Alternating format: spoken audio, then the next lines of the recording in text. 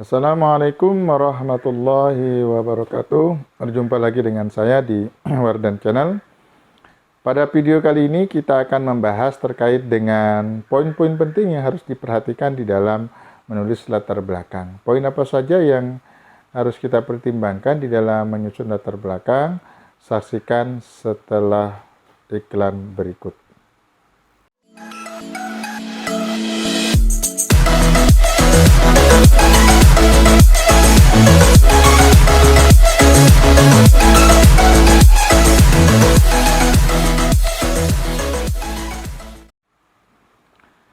Berikut ini ada beberapa poin penting yang harus diperhatikan seorang peneliti ketika akan menyusun latar belakang penelitian. Yang pertama tentu harus melihat kondisi ideal. Kondisi ideal itu adalah terkait bagaimana seharusnya sesuatu keadaan itu berjalan. Jadi sesuatu itu berjalan kalau kemudian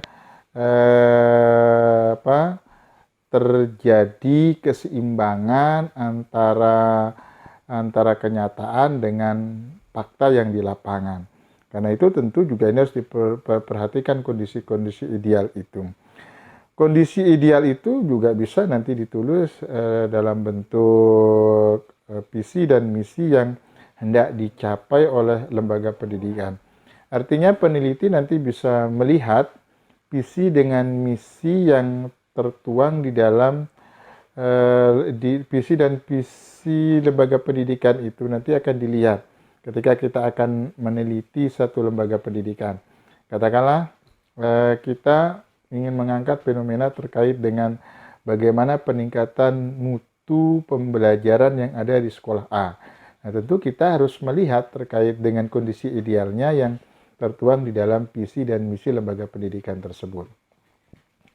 Kemudian yang kedua, poin yang harus kita perhatikan ketika akan menyusun latar belakang itu adalah kondisi faktual tentang keadaan yang sebenarnya terjadi saat ini. Bagaimana sih kondisi yang sebenarnya yang terjadi di lapangan terkait dengan fenomena yang akan kita angkat?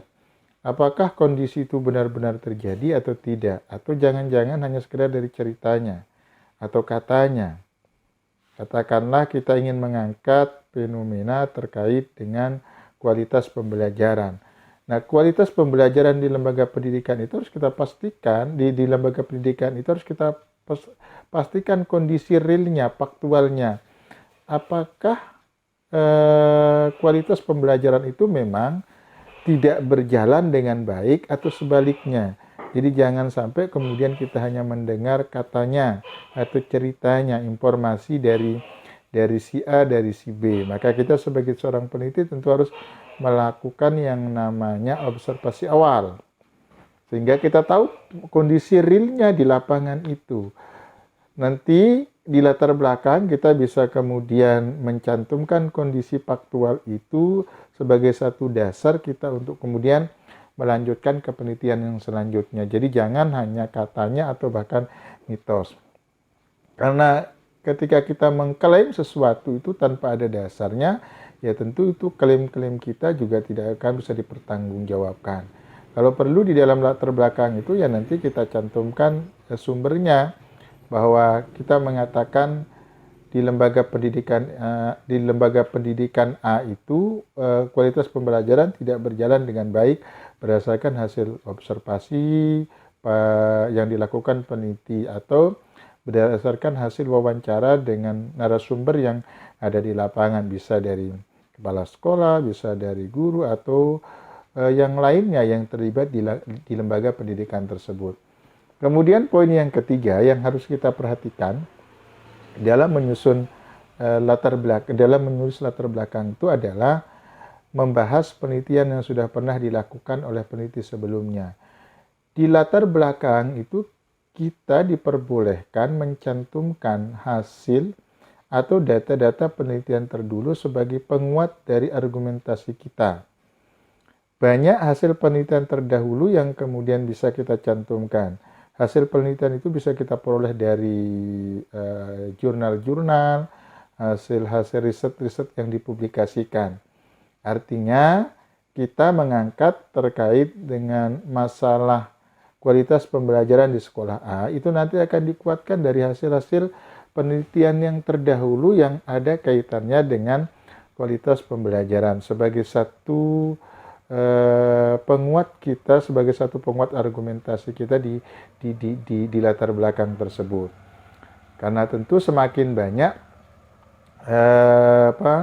dalil-dalil atau banyak fakta-fakta yang kita munculkan di latar belakang itu akan semakin menguatkan asumsi kita di dalam asumsi kita terkait dengan fenomena yang akan kita angkat di penelitian selanjutnya.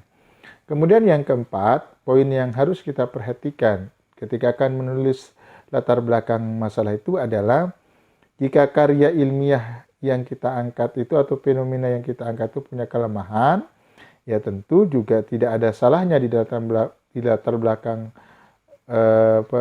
belakang masalah penelitian itu juga kita ungkapkan terkait dengan kelemahan-kelemahan tersebut. Nah, kelemahan-kelemahan itu kan bisa diperoleh dari berbagai macam sumber. Boleh saja kemudian kelemahan itu berasal dari peneliti itu sendiri, kemudian kelemahan itu juga bisa bersumber pada saat kita melakukan penelitian. Mungkin datanya terlalu luas atau narasumber ditemui itu sangat susah untuk kemudian kita wawancari dan lain sebagainya. Kemudian yang kelima, poin yang harus kita perhatikan ketika kita akan menulis latar belakang itu adalah tujuan penelitian. Jadi tujuan penelitian itu harus betul-betul kita susun sedemikian rupa secara mendetail. Karena tujuan penelitian itu menjadi satu dasar kita untuk kemudian menyusun latar belakang. Kalau kemudian tujuan penelitian itu tidak kita rumuskan, maka tentu kita juga akan kesulitan dalam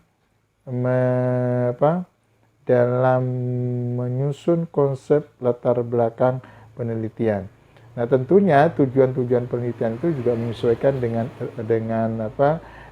objek yang akan kita teliti. Dalam metodologi penelitian kan tujuan penelitian itu adalah menjawab rumusan masalah. Ketika rumusan masalahnya ingin mengetahui bagaimana kualitas pembelajaran di sekolah A misalnya, maka tentu tujuannya untuk mengetahui kualitas pembelajaran di sekolah A. Kalau rumusan masalahnya mengatakan seberapa besar hubungan tingkat pendidikan dengan kualitas kinerja guru, maka tentu tujuan penelitiannya adalah ingin mencari seberapa besar hubungan antara tingkat pendidikan guru dengan kualitas kinerja di lembaga pendidikan A. Kemudian yang keenam, poin yang harus kita perhatikan ketika kita akan menulis latar belakang masalah itu adalah metode penelitian yang digunakan dalam karya ilmiah tersebut. Jadi metode-metode yang kita gunakan pada video yang sebelumnya saya sampaikan, paling tidak kan kita akan mengenal ada dua istilah metode penelitian kuanti dan penelitian kualitatif. Jadi peneliti nanti diberikan kebebasan menggunakan metode yang mana tergantung dari sisi kemampuan peneliti untuk menggunakan metode penelitian tersebut. Kalau alurnya adalah metode kuali, maka tentu dalam menyusun latar belakang itu juga harus mengikuti alur penelitian kualitatif. Begitu sebaliknya, ketika peneliti mengambil metodologi penelitian kuanti, ya tentu alur menyusun latar belakang masalah itu juga harus mengikuti alur metode penelitian kuantitatif. Kemudian yang ketujuh, poin yang harus diperhatikan di dalam kita menulis latar belakang masalah penelitian itu adalah perumusan singkat mengenai pertanyaan penelitian. Pertanyaan-pertanyaan penelitian itu tentu menggunakan 5W1H. Mengapa 5W1H dalam rumus bahasa Indonesia kita gunakan itu. Jadi pertanyaan itu menggunakan rumus tadi 5W1H, mengapa, bagaimana, dan seterusnya. rumusan-rumusan singkat mengenai pertanyaan itu yang kemudian akan kita jawab di dalam proses penelitian tersebut. Kemudian poin yang ke-8 yang terakhir yang harus kita perhatikan ketika kita akan menyusun atau menulis latar belakang masalah itu adalah solusi. Artinya di solusi yang akan kita berikan kepada pembaca itu apa? Solusi itu kan berupa saran singkat atau penawaran solusi terhadap masalah sebelum lanjut ke pokok pembahasannya. Jadi solusi-solusi itu bisa kita susun secara singkat di dalam latar belakang. Ya, tentunya solusi itu juga harus bisa dipertanggungjawabkan. Solusi itu bisa saja narasi dari kita, bisa juga solusi yang berasal dari pendapat-pendapat para ahli terdahulu yang melakukan riset yang sepadan atau yang serupa dengan objek penelitian yang sedang kita garap. Nah, ini beberapa poin penting yang harus kita perhatikan ketika kita akan menulis latar belakang masalah. Mudah-mudahan poin-poin yang saya sampaikan ini bisa kita jadikan dasar atau patokan ketika akan melaksanakan atau menulis atau menyusun latar belakang penelitian. Mudah-mudahan apa yang saya sampaikan ini bermanfaat bagi kita semua. Selanjutnya, nanti pada video selanjutnya akan kita masih membahas terkait dengan latar belakang masalah, yaitu terkait dengan kelemahan-kelemahan kita di dalam menyusun latar belakang masalah. Demikian yang bisa saya sampaikan. Kurang lebihnya mohon maaf.